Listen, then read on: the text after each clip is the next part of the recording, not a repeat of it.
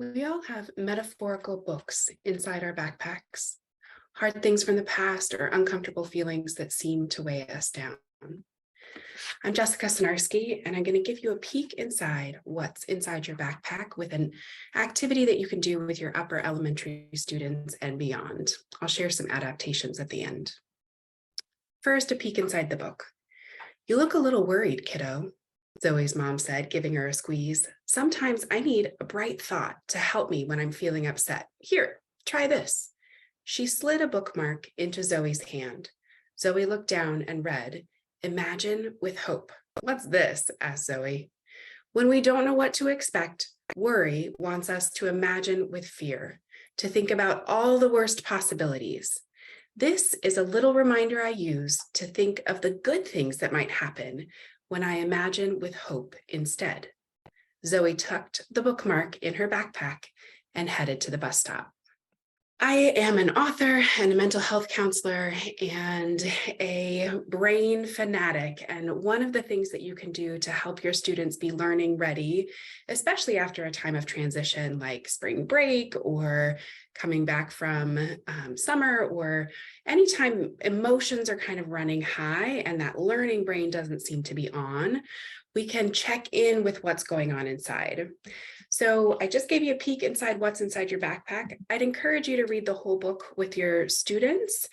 Even if you don't, here's an activity that is good for especially that upper elementary age.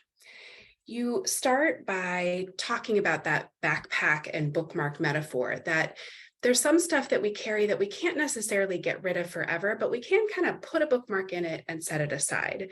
Maybe it's worry, maybe it's feeling upset about something that's going on outside of school, or maybe it's even being frustrated about something that just happened that's kind of throwing off the day.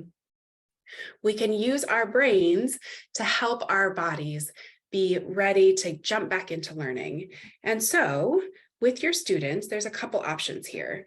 You can get some just pretty inexpensive little bookmarks and tassels. That makes it kind of fun, a little bit more tangible and special. You can also just cut up some cardstock, or for kids that are like, I'm over the bookmark thing, I don't need a bookmark, maybe just grab some Post-it notes that can be a little reminder. And take some time to think about what you need, what each of you need to be able to move on to the next part of the group plan, the next part of your day. It can be things like imagining with hope that difficult situation is maybe not going to be exactly as terrible as I might have thought. It might be something like reminding yourself of what's true. I can always do my best. It might be a practice that you're working on as a group, like thinking about 3 good things that you can notice in your environment right now to kind of wake up that upstairs brain. And remember, teachers, school counselors, grown-ups in the room, we need those reminders too. So one I like to hold on to is we are a team. We are in this together. Whatever it is, I hope that this gives you some ideas to keep digging deeper. You can find a lot more resources at bravebrains.com. And I would love to hear also how you're adapting this same concept for younger kids or for your middle and high school students. Some ideas that I might suggest are for your younger students. If you're reading the book, you don't have to read every word. Those attention spans are a little shorter, so just pull out the main concepts.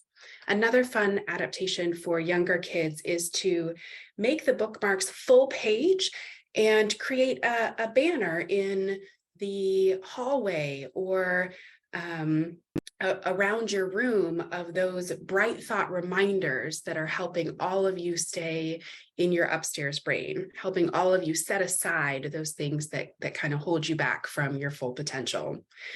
For older students, just age it up a little bit. So you can still use the book and say things like, I know guys, it's a dopey picture book, but hang with me because there's some good stuff in here that I think we'll find.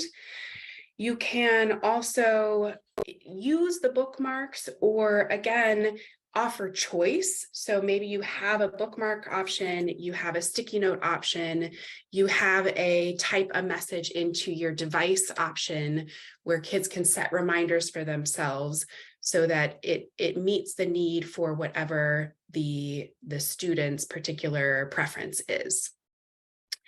I'd love to hear what you're using and how I can be helpful. You can find me online at Jessica Sinarski, Sinarski, on Twitter and Instagram and Facebook. Let's connect. See you soon.